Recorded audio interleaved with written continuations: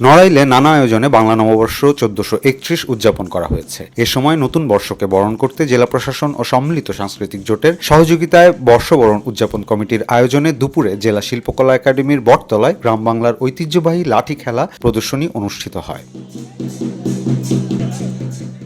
প্রতিযোগিতায় কখনো এককভাবে, কখনো নারী পুরুষ একসঙ্গে, কখনো আবার আলাদাভাবে লাঠি আর তরবারি নিয়ে মনোমুগ্ধকর খেলা প্রদর্শিত হয়। খেলাকে কেন্দ্র করে জেলার বিভিন্ন এলাকা থেকে কয়েক হাজার মানুষের আগমনে মুখরিত হয়ে ওঠে এলাকাটি। এ খেলা দেখতে আশেপাশের গ্রাম থেকে নানা বয়সী নারী পুরুষ আর শিশুরা আসেন। ঐতিহ্যবাহী এ খেলা দেখে আনন্দিত সকল দর্শকরা। এই লাঠি খেলা উদ্দেশ্য করে সংস্কৃত লাঠি খেলা হচ্ছে, তাই লাঠি খেলা উদ্দেশ্য করে আসছি। লাঠি খেলা দেখলাম, খুবই ভালো লাগলো। মনের একটা টানে ছুটে আসা, সকাল থেকেই ওটা নিয়েই চলে আসি শিল্পকলায় এসেই ফার্স্টেই মানে আমাদের যে লাঠি খেলা, নড়াইলের ঐতিহ্য যে লাঠি খেলাটা, এটা দেখে আসলে কি বলবো, যে গ্রাম বাংলার যে ঐতিহ্য চাই ওটাই ফিরে পাওয়া যায়। আমি আমার দাদার সাথে লাঠি খেলা দেখতে আসছি। লাঠি খেলা আমার অনেক ভালো লাগছে। যেখানে লাঠি খেলা হবে আমি সেখানে দেখতে যাব। আমার অনেক দিনের ইচ্ছা ছিল যে লাঠি খেলাটা দেখব, আগেও দেখছি, কিন্তু এইখানে এসে আমার খুব ভালো লাগলো।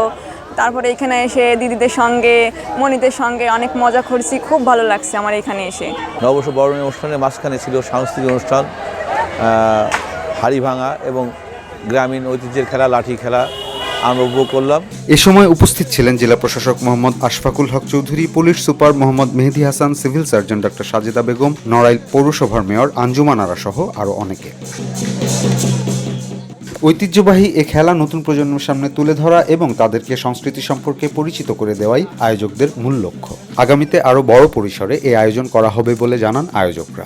গ্রামীণ যে খেলাধুলা যেগুলো হারিয়ে যাচ্ছে আমাদের কাছ থেকে, তারই একটি অন্যতম খেলা লাঠি খেলা। এটি আমাদের গ্রাম বাংলায় আমরা ছোটকাল থেকেই শুনেছি যে বাংলাদেশের লাঠি খেলা হয়। সেখান থেকে শোনা থেকে আজ পর্যন্ত আমি অবশ্যই ইতিপূর্বে আরো কয়েকবার লাঠি খেলা দেখেছি, তারপরেও এটা আমাদের অনেকের কাছেই নতুন এবং হারিয়ে যাওয়া লাঠি খেলা, যাতে এটা আমরা চর্চা করতে পারি, এটা আমাদের তৃতীয় রাখি। সেই জন্য আমাদের এই উদ্যোগ। আমরা আরো যে দিনের অন্যান্য সময় রয়েছে সেখানে আরো বিভিন্ন অনুষ্ঠান মালার মাধ্যমে আমাদের এই প্রাণের উৎসব আমরা বৈশাখ উদযাপন করব। লাঠি খেলা প্রদর্শনী শেষে হাড়ি ভাঙা খেলা অনুষ্ঠিত হয়। খেলা শেষে আয়োজকদের পক্ষ থেকে খেলোয়াড়দের পুরস্কৃত করা হয়।